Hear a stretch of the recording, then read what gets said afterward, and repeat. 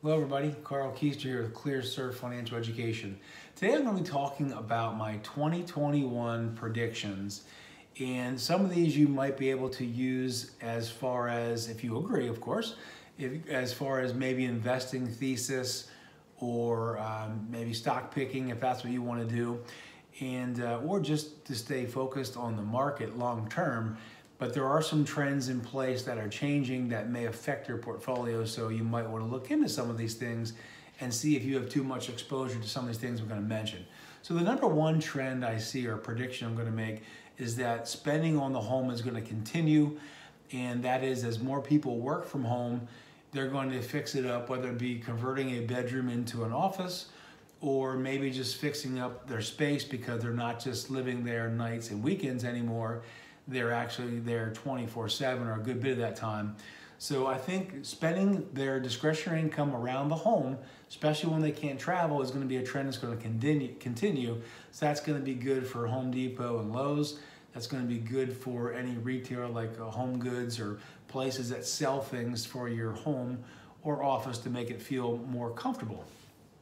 Number two prediction is going to be the trend with online. Now that could be as simple as Zoom, people working from online, Teledoc, some of the best high flyers last year that have started to pull back because they just skyrocketed. But that trend's not going to go away. And I'd also say there's going to be a trend in there too with like the Teledoc.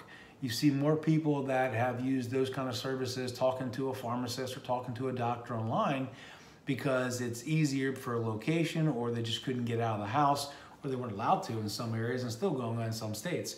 So I don't think that's going to change. Number two, air travel, especially the business air travel, I don't think that's going to come back in the first half of this year. I don't even know if that's going to come back in this year at all, because companies are starting to see that they don't need to send people on a plane to do business.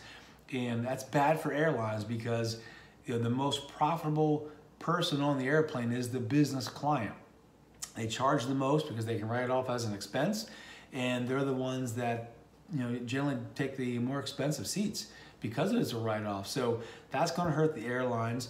I also think the cruise ship industry is going to be suffering, continue to suffer into this year, because their most lucrative client is the older people. So seniors spend more money on cruises than younger people, and seniors aren't going to be quick, even with a vaccine, I don't think, to jump back onto a cruise ship with thousands of people they don't know in tight spaces. So I think that's going to continue to hurting the airline and the cruise ships for the coming years. The third prediction I have is going to be the K-shaped economy.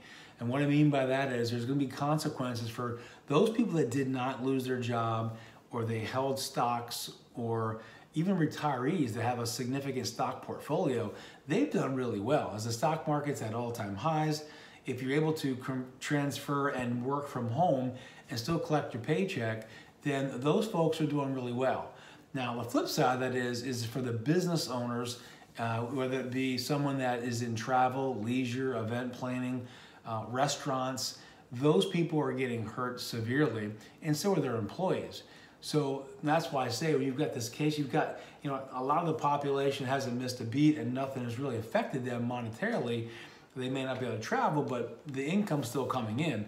Where you've got restaurant owners who are being shut down, and they have the possibility of losing everything, not just their income, but losing their entire business, because I know a lot of clients and folks that have a business in the leisure or restaurant, that's not just their income, that is their entire livelihood, that is their retirement plan to sell that business one day and to live off of that. So those people are being hurt severely by this pandemic.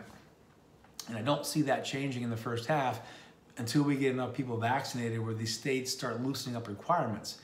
That's probably not going to happen in the first half of 2021. Number four prediction I have is just the stress is going to continue.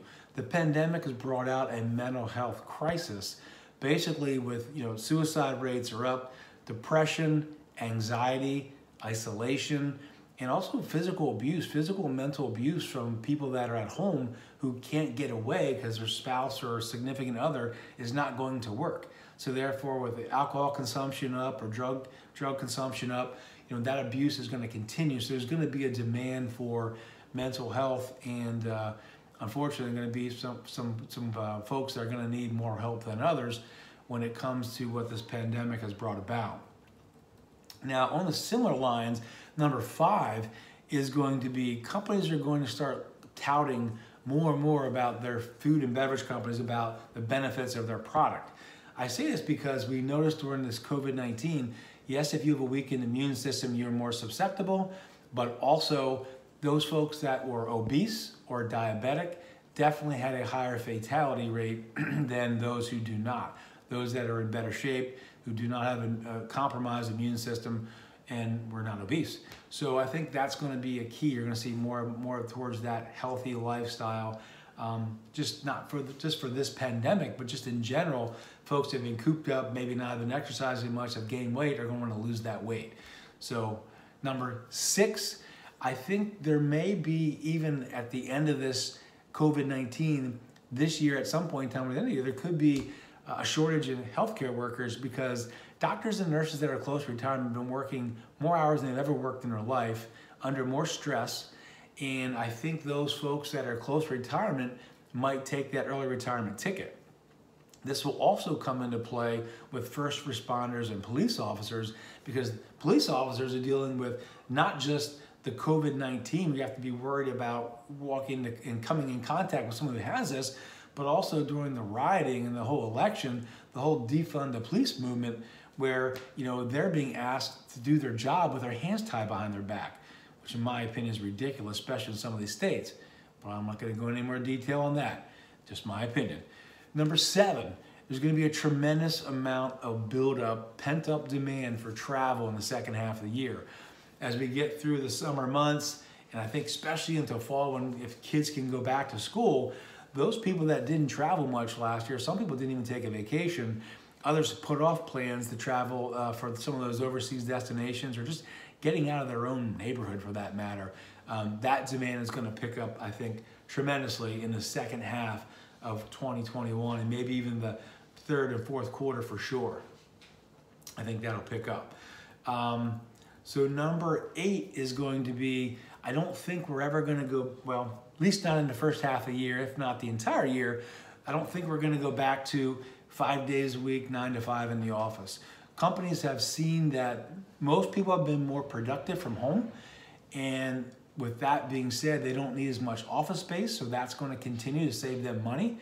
Those people that have been not had to get on a train or a bus or travel an hour to get to work, they've saved a lot of time, been able to spend more time with their families. But even people with local commutes, such as us, I mean, you have less gas, less tolls, less maintenance on the car, and also lower insurance. So for all those reasons, I don't think companies are going to be in a hurry to get back in office. And I know a lot of people that I've talked to are not in a hurry to get back to the 9 to 5, Monday through Friday either. My number 9 prediction is going to be repurposing of malls, department stores, and other retail space into living space. And I think that's going to happen because the trend, if the genie's out of the bottle, the trend of people buying more online, not wanting to go, I mean, I know for one, I hated it. Maybe once a year I would go to a mall or department store to go shopping at Christmas. That was usually it for me. And I didn't even do that this year. I didn't even go to the mall this year for Christmas. So I think that trend's going to continue, and there's going to be less retail space needed. So that can be repurposed for other things. And that, I think that's going to be a strong trend that's going to continue for the coming year. And the 10th and final prediction is going to be, I think, an election is tomorrow, that the GOP is going to hold the Senate.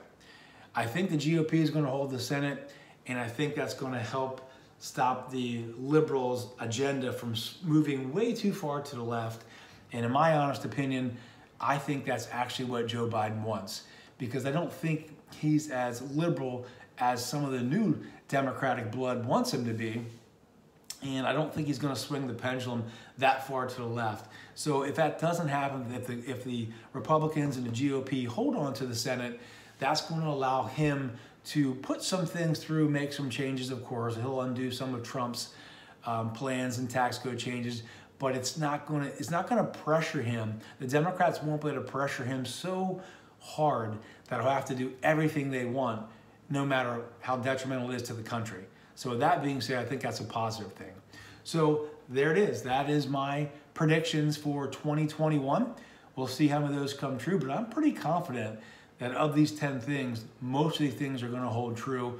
We're going to have a first half of the year. We're still going to be dealing with this pandemic.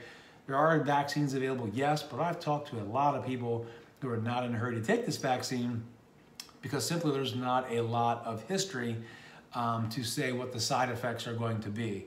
So with that being said, there's links down below. I've created a course. Links are down below to the course.